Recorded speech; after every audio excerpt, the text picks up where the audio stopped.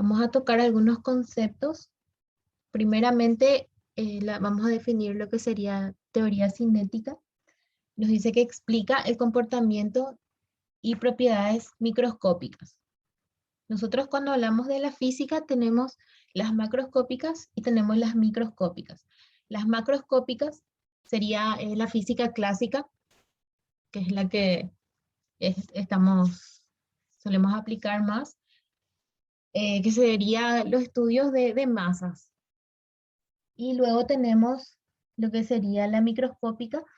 Cuando hablamos de la microscópica se caracteriza por obtener las características por medio de estadística, debido a que no siempre tienen el mismo comportamiento, sino que se ve en promedio cuál es el más frecuente y se toma eso como una característica. Tenemos otro concepto, sería el de la materia. Entonces, esta materia está formada por moléculas. Estas moléculas pueden estar muy unidas, un poco dispersas y muy dispersas. Esto dependería del estado en el que se encuentre.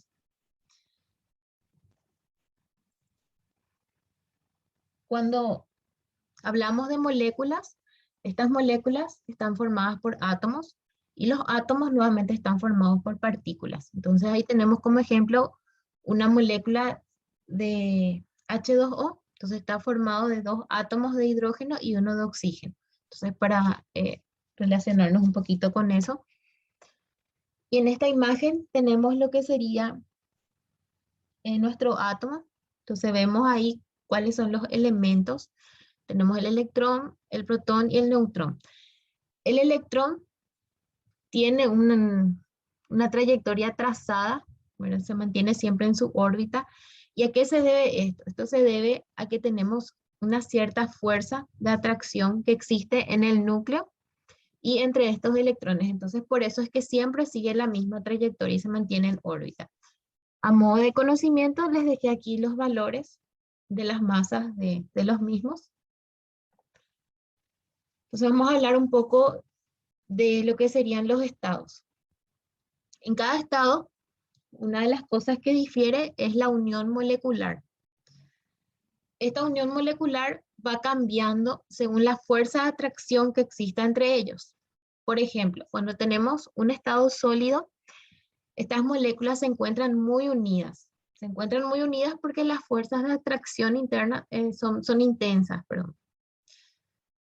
Y debido a esto, es que las moléculas no se encuentran prácticamente en movimiento, sino que están como vibrando ahí, porque no pueden moverse, entonces intentan y están vibrando. Y a esto es a lo que nosotros le debemos que los sólidos tengan un volumen y una forma definida. Sin embargo, cuando hablamos de los líquidos, esta fuerza de atracción entre las moléculas es menor, disminuye. Entonces, esto ocasiona que las moléculas tengan una cierta libertad de movimiento. Entonces se encuentran ya en movimiento, ya no como en el estado sólido que estaban todos pegados y solamente vibraban, sino que sí ya tienen un mayor grado de libertad. Y por eso es que los líquidos no tienen una forma propia, pero sí tienen un volumen constante. Sin embargo, en los gases, la fuerza de atracción es tan pequeña que las moléculas tienen demasiada movilidad, demasiada libertad de movimiento, que esto hace que el mismo no tenga ni un volumen constante, ni tampoco una forma. Les coloqué esta gráfica, entonces para visualizar un poco esto. Entonces aquí tenemos un estado sólido, vemos que todas las moléculas se encuentran muy unidas, mientras que aquí en el líquido ya están un poco más dispersas y en el estado gaseoso está muy disperso. Entonces esto sería una gráfica que plasmaría eso que estuvimos definiendo. Vamos a ver un poco la influencia de la temperatura. Entonces es muy importante, antes de adentrarnos en eso, aclarar algo. Cuando aumenta el calor, no necesariamente implica que aumenta la temperatura. Por ejemplo, cuando tenemos un cambio de estado, aumenta el calor, pero la temperatura sigue siendo constante. Entonces, ese es un claro ejemplo de que el hecho de que aumente el calor no implica que siempre se esté presenciando un aumento de temperatura, porque normalmente la equivocación es relacionar eso. Sin embargo, son cosas diferentes. La temperatura en sí lo que hace es medir el cambio de energía que tenemos ahí, el del calor interno. Entonces, ve qué tan alborotadas están estas moléculas debido a esta energía. Entonces, eso sería la temperatura, no son lo mismo. Cuando nosotros tenemos un sistema y a este sistema le proporcionamos calor, entonces nosotros lo que estamos haciendo es aumentando esta energía cinética. Entonces, al aumentar esta energía, podemos llegar a lograr que estas moléculas venzan esa fuerza de atracción que tienen entre ellos, que acabamos de mencionar en la lámina anterior. Entonces, al romper esa fuerza de atracción, ¿qué es lo que pasa? Estas moléculas abandonan esas posiciones que tenían. Entonces, ahí es donde podríamos ver un cambio de estado. Sin embargo, si nosotros, o el sistema, mejor dicho, cede este calor, lo que ocurre sería lo inverso. Entonces, está cediendo energía y pierden esa capacidad de estar alborotadas, se vuelven un poco más fijos, pierden un poco más de movilidad y la fuerza de atracción es mayor. Vamos a mirar un poco, nada más para poder diferenciar bien.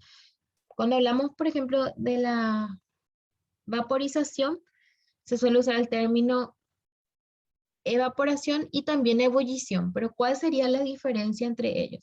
Cuando hablamos de evaporación, vamos a suponer que tenemos una masa de agua. Entonces, en esta masa de agua, solamente una parte empieza a cambiar al estado gaseoso. Sin embargo, cuando hablamos de ebullición, toda esa masa realiza este acto. Entonces, esa sería la diferencia. En esta tabla que tenemos ahí al lado, vemos los valores de lo que sería el calor latente. Entonces, para poder conocer un poco eso, ¿verdad? Vamos a ver una gráfica donde explica un poco esto del calor latente y también vamos a ver un poquito del calor sensible. Ahí vamos a explicar porque es más práctico relacionarnos con estos conceptos mediante esa gráfica. Entonces, estas son algunas características nada más que se ven en la evaporación y en la ebullición. Bueno, en esta gráfica, entonces lo que vemos, ven que tiene una flechita. Entonces, el sentido de la flecha nos va a indicar qué es lo que ocurre, si se absorbe o se cede calor durante ese cambio de estado. Entonces aquí si va para la derecha, entonces absorbe calor y si va para la izquierda, entonces está cediendo. Entonces aquí, por ejemplo, del líquido a sólido, va para la izquierda, entonces él está cediendo. Mientras que aquí está absorbiendo y esa sería la forma de ir comprendiendo esta imagen que vemos. Entonces ahí nos muestra todo los cambios de estado y qué es lo que ocurre con el calor para que esto sea posible. Y tenemos un poco más de conceptos, nos dice la presión. Cuando hablamos de presión, nos está indicando la fuerza por unidad de área y su unidad sería el pascal. Nos habla aquí de la temperatura, nosotros ya habíamos definido un poco lo que es la temperatura. Y nos dice que cuanto más movimiento en esas moléculas tengamos, entonces la temperatura aumenta, ¿verdad? Porque finalmente dijimos que la temperatura lo que hacía era medir qué tan alborotadas estaban estas moléculas.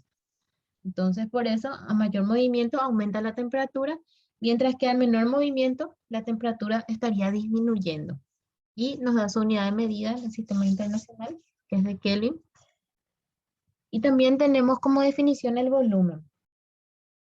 que es el espacio ocupado por un cuerpo, y su unidad de medida en el sistema internacional serían metros cúbicos. Aquí nuevamente mencionamos un poco sobre la teoría cinética. Entonces nos dice que el calor que comunica a la sustancia se invierte en vencer la fuerza que une a las partículas. O sea, nosotros lo que hacemos ahí es estudiar eso, qué es lo que ocurre ahí dentro cuando aparece un cambio de estado. Entonces, eso es lo que vamos a estar, o sea, estamos estudiando y que estaría comprendiendo la teoría cinética.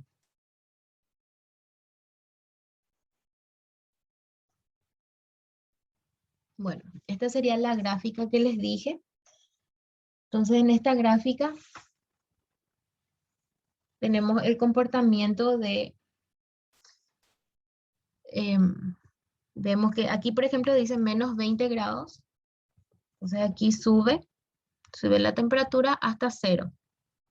Entonces, aquí tendríamos una etapa sensible y latente sería aquí. ¿Por qué aquí es latente? Porque en lo que sería en el latente, nosotros no tenemos cambio de temperatura.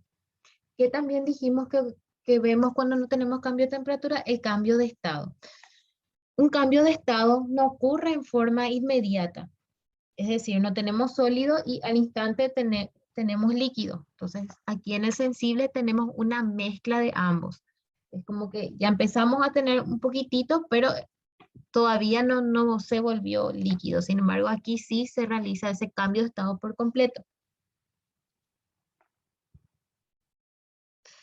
Y nos va mostrando, por ejemplo, de lo que sería sólido a líquido, después pasa de líquido a gaseoso, y eso es lo que nos está representando esta gráfica. Entonces, es más fácil visualizar eso que dijimos de que cuando ocurre un cambio de estado, que sería, utilizamos los valores del calor latente, la temperatura es constante. Ven, aquí tenemos un calor de 10 kilocalorías y aquí sería 15 más o menos. Entonces, entre esto, seguimos teniendo 0 grados. Entonces, no tuvimos un cambio de temperatura, mientras que aquí sí, fue de menos 20 a 0.